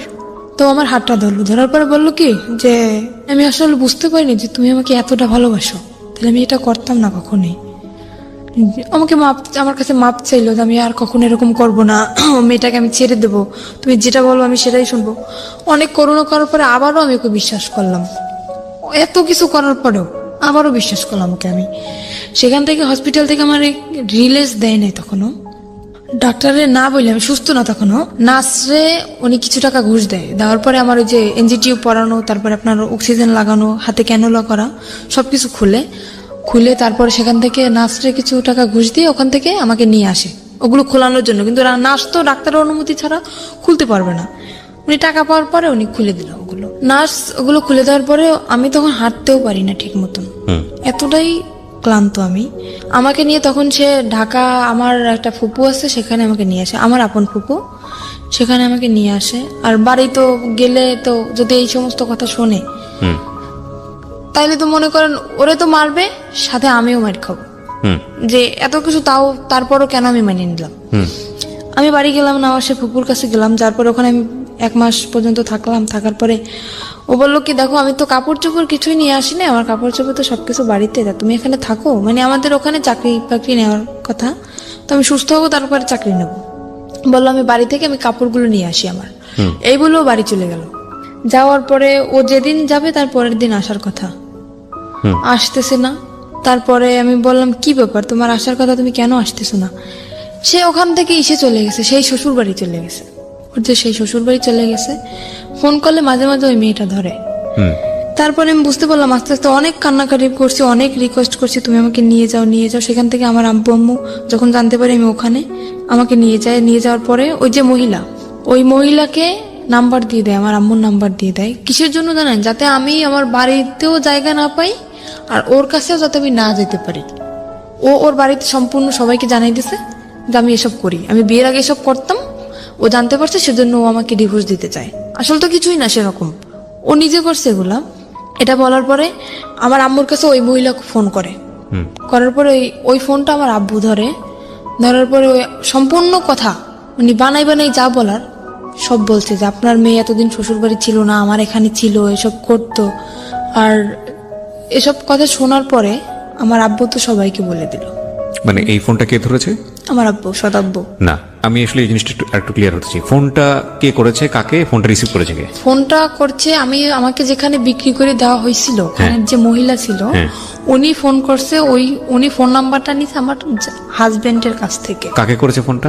ফোনটা করছে আমার আম্মুর ফোনে, কিন্তু ফোনটা রিসিভ করছে আমার যে আব্বু। মানে তখন তো আপনার আম্মুর বিয়ে হয়েছে একটা। হ্যাঁ, তখন আর একটা তো বিয়ে ফোন হয়েছে। করে ওই ভদ্র মহিলা, মানে হোটেলের যিনি ইনচার্জ ছিলেন ওইসব কাজের, ওই ভদ্র মহিলা ফোন করে আপনার মাকে বলেছে যে আপনার, আমার মাকে না, আমার সৎ যে আব্বু, মানে ওনাকে আলটিমেটলি আপনার বলছে। মাকে ফোন করার জন্য বলেছিল, কিন্তু আপনার সৎ বাবা রিসিভ করেছে। সৎ বাবাকে বলেছে যে এই সব কাজ করেছে আপনার মেয়ে। ওকে। আর উনি যেগুলো বলছিল ওগুলো তো সম্পূর্ণ মিথ্যা। মিথ্যা কথা, রাইট? তারপর মানে উনি চায় যে আমার বাড়ির থেকে যদি আমাকে তাড়িয়ে দেওয়া হয় তখন আমার বাধ্যতামূলক ওখানে যেতে যেতে হবে, হবে, কোনো উপায় থাকবে না। কোনো হ্যাঁ। উপায় থাকবে না। হ্যাঁ। তখন আমার আব্বু ওটা শোনার পরে, আমি ওনাকে আব্বু বলেই ডাকতাম, ওটা শোনার পরে সে আমাকে মানে একদম ক্লিয়ারলি বলতেছে তুমি বাড়ি থেকে বের হয়ে যাও। ফ্যামিলির সবাইকে জানাই দিল। এবার আমি কি করব, আমার মাথায় আসমান ভেঙে পড়ছে যে এরকম একটা জিনিস আমার লাইফে ঘটলো, কোথায় আমার ফ্যামিলি আমাকে সাপোর্ট করবে, অন্য মানুষের একটা মিথ্যা কথা শুনে আমার সাথে এরকম করলো। আমি বাড়ি থেকে বের হয়ে চলে আসলাম। মাও বললো বাড়ি থেকে বের হয়ে যেতে? আম্মুর তো কিছু করার নেই, ফ্যামিলির থেকে যেহেতু সবাই এরকম বলতেছে। কিছুই বললো না মা? আম্মু তো কান্নাকাটি করতেছে, আম্মু তো আমাকে আসতে দেবে না। তখন সে আব্বু বলতেছে তুমি যদি তোমার মেয়েকে না আসো আমি তোমাকে ডিভোর্স দিয়ে দেবো। তা আম্মুকে আমি বললাম আম্মু এতদিন তো দূরে ছিলাম, থাকছিলেন আমার ছাড়া, তো এতদিন যেরকম ফোনে কথা বলছি এখনো সেরকম, ঠিক সেরকম তোমার সাথে আমার ফোনেই কথা হবে, আমি এখানে থাকবো না। কারণ আমি যদি এখানে থাকি এই ব্যাপারটা গোটা এলাকায় জানাজানি হয়ে যাবে, আমি এটা চাই না। বাড়ি থেকে বের হয়ে চলে আসলাম। বাড়ি থেকে বের হয়ে চলে আসে আমার যে ফুপুর কাছে ছিলাম ঢাকায়, ওখানে আবার আসলাম। আসার পরে ওনার কাছে 15 দিন থাকার পরে ওখানে কোনো চাকরি বাকরি হইতেছে না, কারণ যেহেতু বাড়ি থেকে একদম বের হয়ে চলে আসছি বাড়ি তো আর যাবো না, চাকরি বাকরি কিছু তো একটা করা লাগবে। ওখানে কোনো চাকরির ম্যানেজ হইতেছে না। তারপর আমার আম্মু কথা বললো, আমার যে আন্টি এখন বর্তমানে ঢাকায় আছে ওনার সাথে আমার আম্মু কথা বললো যে দেখ, আমি আম্মুকে সবই বলছি যে আম্মু যেটা তোমরা শুনছো সেটা সম্পূর্ণ মিথ্যা, তুমি আমার কাছ থেকে শোনো। আম্মু শোনার পরে আর আম্মু আমাকে অনেক বিশ্বাস করে, আর আমি আম্মুর সাথে কখনোই মিথ্যা কথা বলি না। ওই যে ওই বিয়ে হওয়ার পরে যেটা বলছি, কিন্তু এখন আর বলি না। তাও তো বলছে হাজবেন্ডের জন্য। আম্মুকে বলার পর আম্মু বলছে আচ্ছা ঠিক আছে আমি দেখতেছি। তো আম্মু সেখান থেকে আমার আন্টির সাথে কথা বলে, আন্টির সাথে কথা বলার পরে আন্টি বললো ঠিক আছে আমার কাছে আসো। ঈদের 3 মাস আগে বলতেছে ঠিক আছে আমার কাছে আসো তুমি। আসলাম, সেখানে আসার পরে ট্রেনিং করলাম। ওই যে আপনার এখন যে নার্সিং ট্রেনিং জবটা করতেছি নার্সিং এ, সেখানে ট্রেনিং করলাম। করার পরে তারপরে আবার অসুস্থ হয়ে গেলাম। সেখানে অসুস্থ হওয়ার পরে প্রায় 2.5 মাস যাবত বসা, তারপরে কোনো চাকরি বাকরি হইতেছে না। আমার আপন ফুপুর বাসায় চলে আসলাম। সেখান থেকে আমার আম্মু কথা বলে আমার আন্টির সাথে, সেখানে 15 দিনের মতো থাকলাম। আমার আম্মু কথা বলে আমার আন্টির সাথে যে এরকম ওর সমস্যা, ওর জন্য একটা চাকরি দেখতো না। তো আন্টি বললো ঠিক আছে ওকে আমার কাছে পাঠিয়ে দাও। তো আমার সে আন্টি তো থাকে নারায়ণগঞ্জে, ওই যে ফুপু তাকে আমি আন্টি বলেই ডাকি। সেখান থেকে আমি আমার আপন যে খালা তার কাছে চলে আসলাম। আসার পরে সেখানে একটা এই যে এখন যে চাকরিটা করতেছি সেখানে ট্রেনিং করি। ট্রেনিং করার পরে আমি হঠাৎ অসুস্থ হয়ে যাই। অসুস্থ হওয়ার পরে 2.5 মাস বসার পরে আমি ওকে একদিন কল দিই আমার আন্টির ফোন দিয়ে। ওকে, মানে আপনার হাজবেন্ড? আমার হাজবেন্ডকে কল দেওয়ার পরে ও শুনলো যে আমি ঢাকায় আছি। তারপর আমি আবারও কেঁদে ফেলছি, ওর সাথে ফোনে কেঁদে ফেলছি। তো তখন আমাকে বলতেছে কি ওই মেয়েটা এখন নেই, তুমি কি এখন আসবা? আমাকে আবারও যেতে বলতেছে যে তুমি কি আমার সাথে সিনেমা করতেছো? বলতেছে কেন? তুমি দীর্ঘ 6টা মাস যাবত তুমি আমার সাথে কোনো যোগাযোগ রাখো নাই। ওই যে চলে গেছো তারপরে কত কান্নাকাটি আমি করছি, তুমি আমাকে তো নিয়ে যাওই নাই, আর তুমি নিজেও আসো নাই। এখন আমাকে যেতে বলতেছো, তুমি কি আমার আবার জীবনটা নষ্ট করতে চাও? তারপরে মাঝে হয়েছে কি আমি একটা দেখাই, কবিরাজ দেখাই, উনি আমাকে একটা মান্ডুলি দেওয়ার পরে সেখান থেকে আমি একটু ওকে কিছুটা বলতে পারছি। এখন আমি বললাম কি আমি তোমাকে ভুলে যেতে চাই, আমি চাই না যে জিনিসটা আমার জীবন থেকে চলে গেছে, যে অতীতটা চলে গেছে সে অতীতটা আবার আমার জীবনে ফিরে আসুক, আমি চাই না। তোমার যদি মনে চায় আমার সাথে যদি বোঝো যে না শারমিন সত্যি আমাকে ভালোবাসতো, যদি আমার সাথে কথা বলতে মন চায় মাঝে মাঝে তুমি শুধু আমার সাথে একটু কথা বলো, আমার একটাই রিকোয়েস্ট, আমি তোমার কাছে আর যাইতে চাই না। তো এখনো মাঝে মাঝে ও আমাকে কল করে বলে যে তুমি আসো। তো তারপরে সেখান থেকে কথা হওয়ার পরে আরেকদিন আমি আবার ওকে কল করছি। কল করার পরে ওর যে বউ ধরছে, সেখান থেকে কত মিথ্যে কথা ও বলতেছে আমার সাথে এখনো পর্যন্ত। আবার ওর বউ ধরার পর আমার সাথে কথা বলে। মোটামুটি মেয়েটা খুব ভদ্র, আমাকে আপু বলে ডাকে। সে আমাকে বললো যে আপু আপনি যদি আসতে চান আপনি আসতে পারেন, আপনার সম্পূর্ণ কাহিনী আমি শুনছি বাড়িতে আসার পরে, আপনি যদি এখন আসতে চান তা আসতে পারেন। আমি বললাম কি না আমি আসবো না, যেহেতু তুমি একটা মেয়ে অনেক মনে আশা নিয়েই বিয়েটা করছো, তো ওর সাথে সংসারটা করার চেষ্টা করো। ওকে আমি বুঝে সুঝে বললাম যে এরকম চলে, ও কি পছন্দ করে না সবকিছু আমি ওকে শিখিয়ে দিলাম। দেওয়ার পরে তারপরে আমাকে বলতেছে তুমি আসো।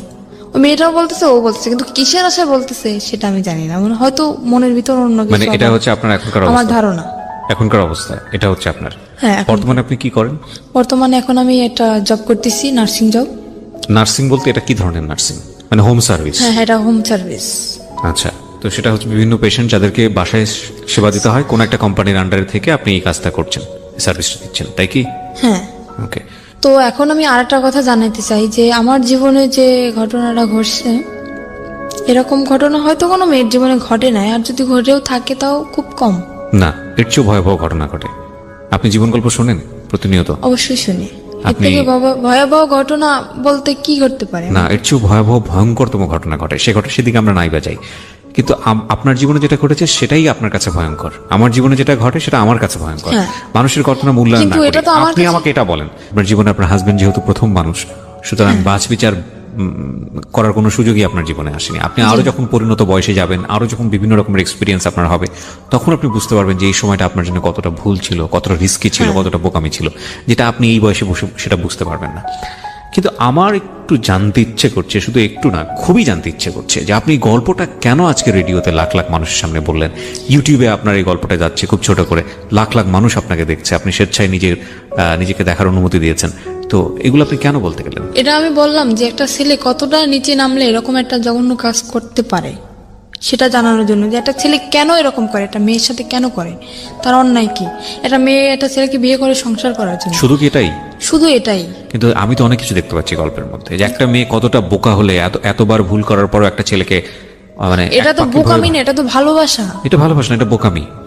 আমি মনে করি এটা ভালোবাসা। এটা ভয়ঙ্করতম বোকামি। এর মাঝখানেও অনেক কিছু ঘটছে যেটা আমি বলতে চাই না। What ever the situation is, আপনি শেষ পর্যন্ত ছেলেটাকে লাভ করেন, আপনি স্টিল তাকে লাভ করেন, এটা আপনি অস্বীকার করতে পারবেন? মোটেই না। আর আমি যতদিন পর্যন্ত বাঁচবো ততদিনও আমার মনের ভিতরে থাকবে। এটা ডাহা মিথ্যা কথা। মোটেই না। আপনি আমার কথাগুলো একটু মনোযোগ দিয়ে শোনেন, তাহলে আপনি বুঝতে পারবেন যেটা আপনি এখন বিশ্বাস করতে পারবেন না, but that will eventually true after the age. সেটা আপনার জীবনে সত্য। আমরা যখন কাউকে লাভ করি, হ্যাঁ, আমি সরি যে আমি আপনাকে কষ্ট দিচ্ছি, কিন্তু এটাই সত্য। আমরা যখন কাউকে লাভ করি বা কাউকে যখন ভালোবেসে ফেলি, তখন ওই মানুষটা ছাড়া আমাদের জীবন চলবে না, এটাই আমরা মনে করি। বাট এটা যে চরমতম মিথ্যা কথা এবং এটা যে আসলে সত্য না, এটা আমি এখন মনে করতেছি। জীবনটা কারোর জন্য কখনো থেমে থাকে না। না, আপনি যে বললেন না যে একটু আগে যে আপনি তাকে ভালোবাসাটা আমার মনের ভিতরে থাকবে, আমি সেটা বলছি। থাকবে না আপনার ভালোবাসা? অবশ্যই থাকবে, ডেফিনেটলি থাকবে না।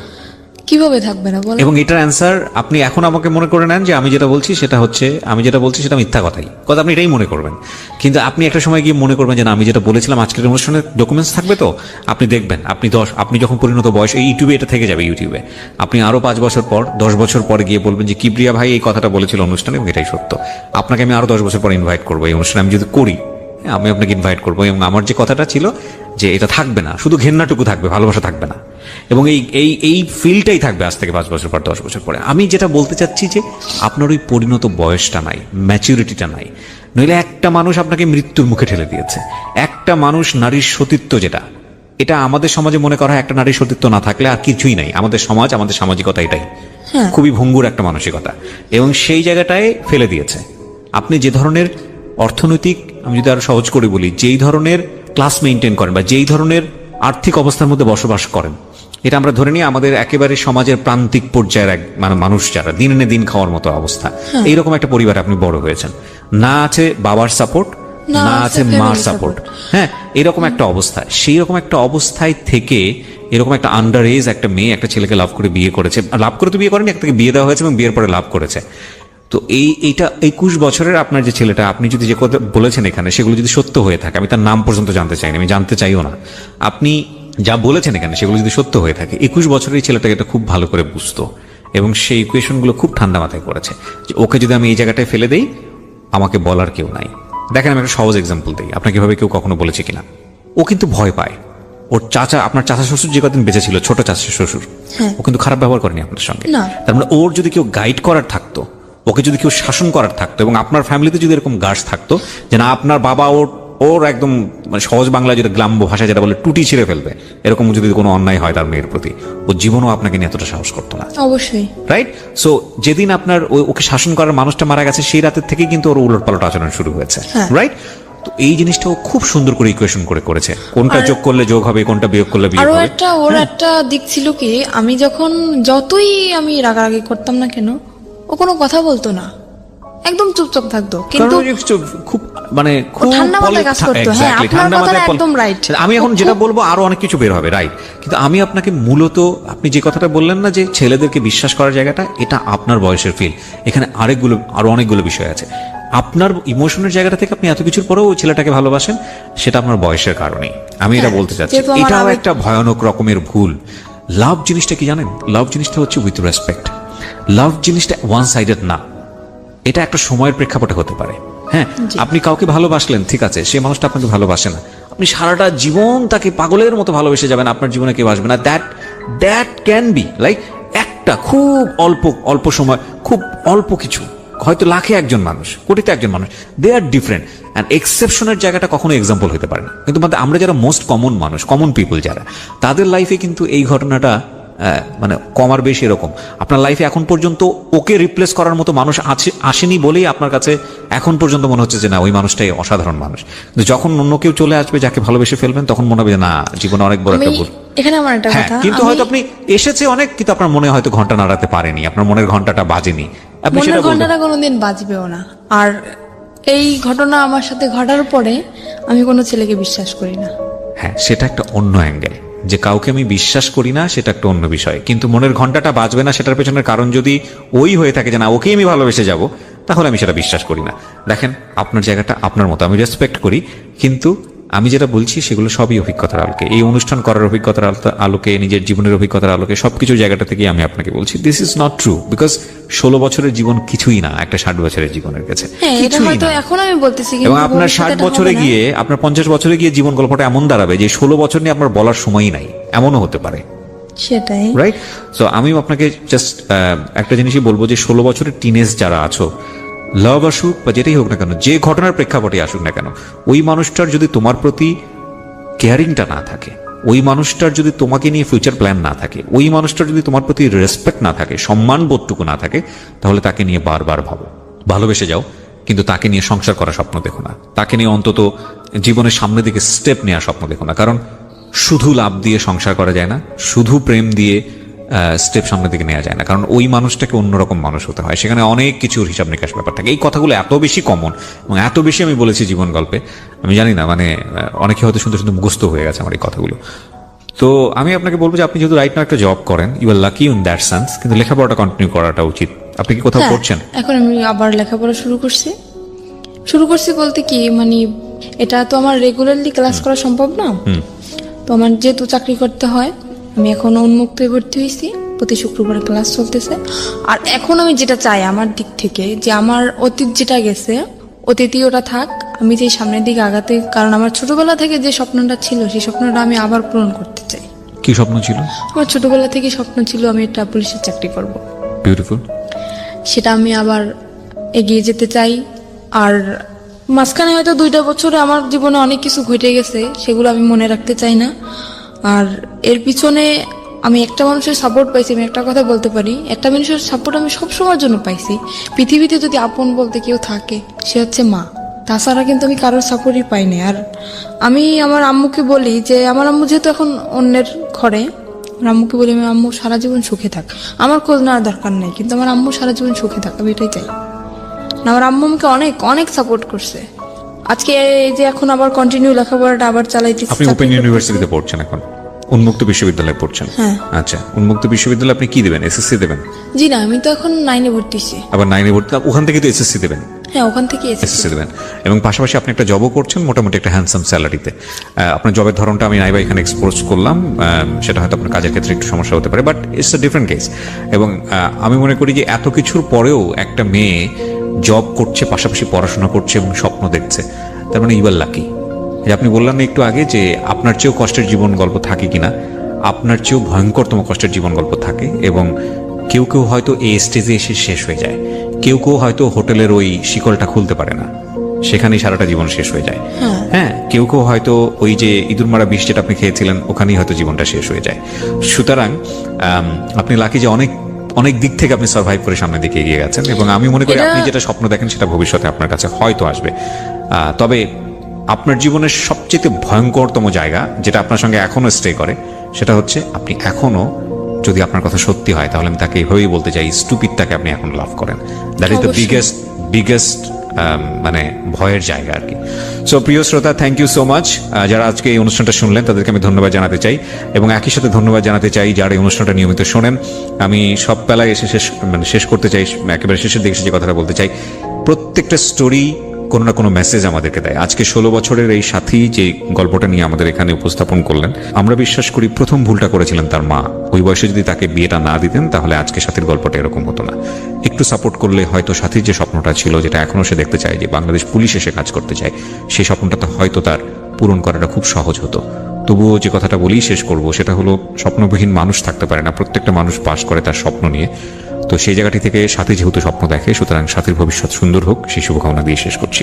থ্যাংক ইউ সো মাচ আমাদের সঙ্গে থাকার জন্য। প্রতিটি অপরাধ এবং ভুল দাঁড়িয়ে থাকে গোপন কিছু ঘটনার উপর। আমরা সেই গোপনকে আনতে চাই সবার সামনে।